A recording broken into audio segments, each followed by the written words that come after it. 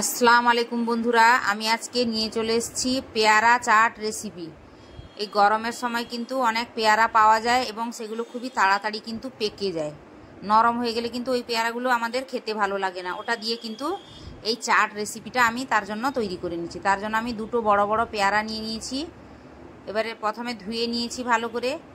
ধুয়ে নিয়ে তার মাঝখানে যে ফুল মতো থাকে কালো অংশটা, ওটাকে আমি কেটে বাদ দিয়ে দিয়েছি। এবারে আমি পিস পিস করে কেটে নিব।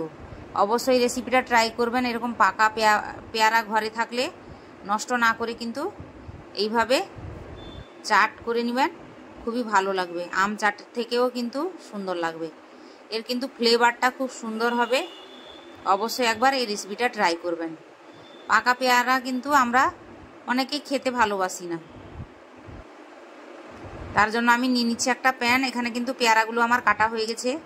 প্যানে আমি নিয়ে নিলাম প্রথমে শুকনো লঙ্কা। শুকনো লঙ্কাটাকে একটু ভেজে নিব। এরপর নিয়ে নিচ্ছি 5 ফোড়ন। 5 ফোড়নে যেহেতু সব রকম মশলা থাকে, তার জন্য আমি এখানে 5 ফোড়ন ব্যবহার করেছি। 5 ফোড়নটাকেও কিন্তু ভালো করে ভেজে নিব। এরপরে আমি দিয়ে দিব কেটে রাখা পেয়ারা।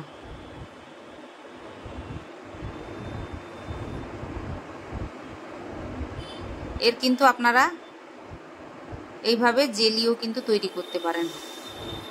আমি এখানে এতে কিন্তু জল একটুও ব্যবহার হবে না। এরকম কিন্তু নাড়াতে নাড়াতে এক সময় পেয়ারা কিন্তু গলে যাবে। তারপর নিয়ে নিলাম এখানে লবণ। লবণ খুবই অল্প পরিমাণে দিতে হবে। এরপর নিয়ে নিচ্ছি চিনি। চিনিটা আপনারা মিষ্টি অনুযায়ী যেরকম মিষ্টি খান ওইভাবে চিনিটা নেবেন। এবারে চিনি দিয়ে আমি ভালো করে নাড়াতে থাকবো যতক্ষণ না চিনিটা ভালো করে গলে যায়। এদিকে চিনি গলতে গলতে কিন্তু পেয়ারাগুলোও কিন্তু একদম গলে যাবে। দেখুন চিনিটাও গলে গেছে, পেয়ারাটাও অনেকটা গলে চলে এসছে। এবারে আমি কিন্তু উপর থেকে একটু হালকা হলুদ নিয়ে নিয়েছি। হলুদটা দিলে কিন্তু কালারটা সুন্দর হবে। হলুদ অথবা লঙ্কা ব্যবহার করতে পারেন। এরপরে আমি এখানে টক ভাব হওয়ার জন্য নিয়ে নিচ্ছি লেবু, পাতি লেবুর রস। 1 ফাঁক পাতি লেবু নিচ্ছি। একটু টক টক থাকলে কিন্তু ভালো লাগবে খেতে। এটা আপনারা ভাতের সঙ্গে খেতে পারেন অথবা রুটির সঙ্গেও খেতে পারেন। দেখুন পেয়ারাটাও কিন্তু গলে গেছে। রেসিপিটা রেডি হয়ে গেছে। রেসিপিটা ভালো লাগলে লাইক করুন, কমেন্ট করুন, শেয়ার করুন, সাবস্ক্রাইব অবশ্যই করবেন। নিচে দেওয়া বেল আইকনটি ক্লিক করবেন নতুন নতুন রেসিপি পাওয়ার জন্য।